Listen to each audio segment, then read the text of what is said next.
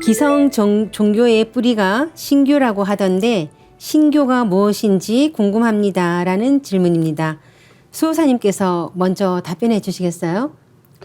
예, 아득한 옛날로부터 인류는 천지 만물에 깃든 그 신령스러움을 체험해 왔습니다. 그러니까 신에 대한 영적 체험, 그리고 그 믿음을 신교 문화로 우리 동방 한민족은 이 신교 문화로 발전을 시켜서 이것이 이제 인류 시원 원형 문화로 이렇게 자리를 잡게 되었거든요. 신교라는 말은 신의 가르침이다 이렇게 되죠.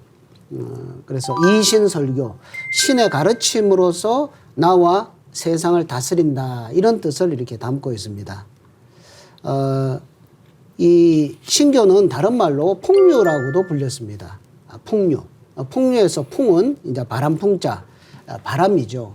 바람은 눈에 보이지도 않고 만져지지도 않고 그렇지만 사물을 움직이게 만들고 하는 이 바람은 정말 어디서 와서 어디로 가는지 알 수 없는 이 신과 같은 존재, 그것이 바람이다. 이렇게 신을 상징을 하죠.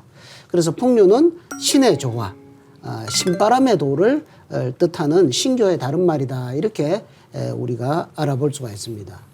그 신라시대 때 대철학자인 최치원 선생을 우리가 잘 알고 있잖아요. 그분이 남기신 그 난랑비 서문, 그 난랑이라고 하는 그 화랑을 이렇게 추모하는 글을 이렇게 새긴 그 비석에 보면 이 풍류에 대한 이야기가 나오죠. 거기서 국유 현묘지도왈 풍류다. 우리나라에는 아주 현묘한, 아주 참 현묘한 그런 도가 옛적에 있었다. 그것을 이름하여 이제 풍류라고 한다.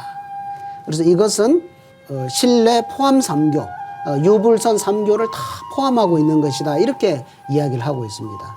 그래서 유불선이 출현하기 이전에 우리나라에는 벌써 신교라고 하는 고유한 그런 신앙이 있었고 거기에는 지금 유교나 불교나 또는 도교에서 이야기하는 그런 가르침들이 그 전부터 그것을 다 포함하고 있는 그런 뿌리가 되는 종교, 모태가 되는 어머니가 되는 그런 진리가 있었다.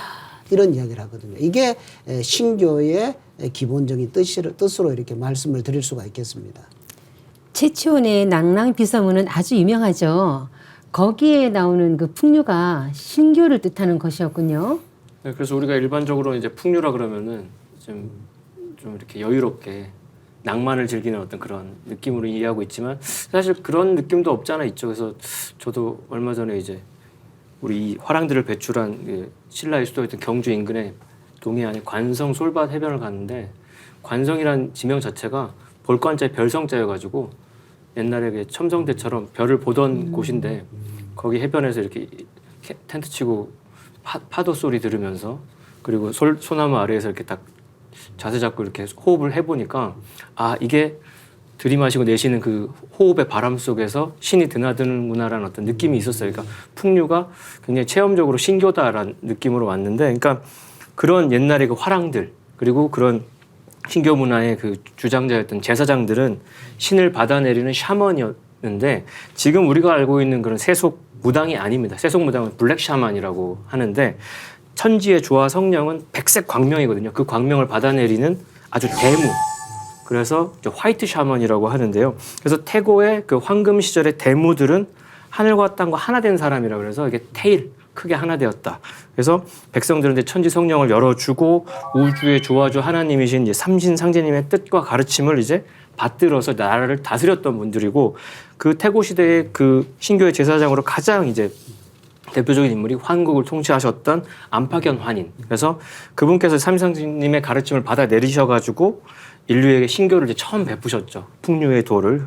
그래서 그 인류의 황금 시절에 그 태고 문명의 체계를 이제 세우신 분인데 그래서 환국의 그 천지 광명 문화가 우리가 풍류라고 말하고 있는 신교 문화라고 이해하시면 되고요. 그래서 이 신교의 환국 시대 이래로 환족들이 이렇게 기후 변화와 함께 전 세계로 이동하면서 지구촌 곳곳으로 이제 신교 문화가 퍼져나가게 되는데 그럼 결국 인류의 그 정신 문화의 뿌리가 이제 신교다 이렇게 얘기가 되는 거고요. 그래서 뭐 동이족 문화랑 수메르 문명, 그 다음에 인디언 문화, 뭐 북방 민족의 역사와 문화를 이렇게 우리가 세세하게 파고들수록 놀랍게도 태고적인 어떤 그 공통 키워드로 원형 문화로 신교 실제가 더 뚜렷하게 드러난다는 걸 이제 역사를 공부해보면 아시게 되는데, 결국 인류 역사가 뭐냐 한마디로 규정해 보면 신교의 확장의 역사다, 이렇게 이해하실 수가 있고, 그래서 뭐 김상일 교수님 같은 분은 인류의 시험 문화가 이제 무층이었다가 이제 뭐 선층, 신선층이었다가 지금 철층, 철학층으로 이제 확대됐다고 하니까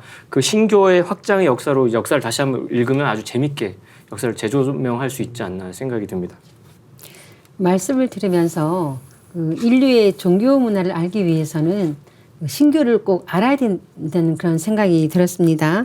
그럼 유불선 기독교는 그 신교와 어떤 연관이 있나요? 그래서 지금 우리가 문명의 꽃을 피우게 된 것은 유교, 불교, 어떤 선도, 그 다음에 기독교의 아주 은혜가 큰데, 그 유불선 문화의 근저에 이제 신교가 있는 거죠. 그래서 신교의 맥이 지구촌 곳곳을 뻗어나가서 동서양 문화의 이제 근간이 됐다라고 이해를 하시면 되는데, 원래 이제 서양에서도 오래전부터 신의 가르침을 받아내리는 신탁 문화가 있었죠. 우리가 세상에서 가장 지혜로웠다고 하는 그 소크라테스도 그 신탁에서 이렇게 너가 제일 지혜롭다. 왜 지혜롭냐면 네가 모른다는 사실을 너는 알고 있다. 뭐 이런 그런 어떤 신탁을 받았다고 하잖아요. 델포이 신전에서. 그러니까 그 신탁이라고 하는 거는 이제 인간이 판단할 수 없는 어려운 문제를 신의 응답을 받아서 결정하는 문화였고요.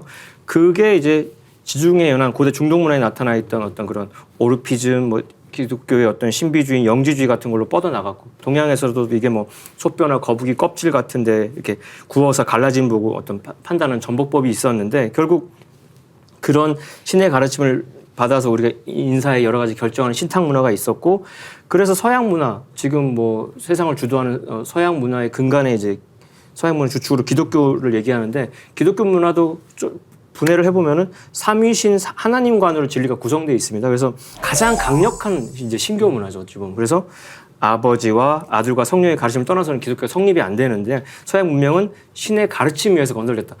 과학을 이제 내세운 서양 문명이 역설적이게도 그런 신탁과 신의 가르침에서 건설됐다는 것도 좀 오묘한데, 그래서 우주의 원 조화주 하나님이신 상제님의 천명, 그것을 이제 근본 가르침하는 동양의 유교 또한 신교를 원형으로 갖고 있습니다. 그래서 신교의 다른 말이 천의 주제자인 상제님의 가르침이라 그래가지고 하늘이 명을 내렸다 그래가지고 천명이다. 그러니까 풍류, 신교, 천명은 표현만 다르지 같이 등호가 형성되는 개념인데, 그래서 또 이제 도교로 넘어가면 도장경을 열어보면 그 방대한 그 고전의 전체 내용이 전부 다 우주의 조화 세계를 거느린 도신들의 얘기로 꽉 차 있거든요. 그러니까 뭐 기도 서양 문명이 됐든 동양이 됐든, 그래서 결국 이제 신교가 모든 선천종의 모체가 된다라고 이제 신교 총화에도 신교지위, 중교지 위조, 위모질이라고 돼 있거든요. 그러니까 신교랑 유불선 기독교가 똑같다라고 이해를 하시면 오류는 없을 거라는 생각이 듭니다.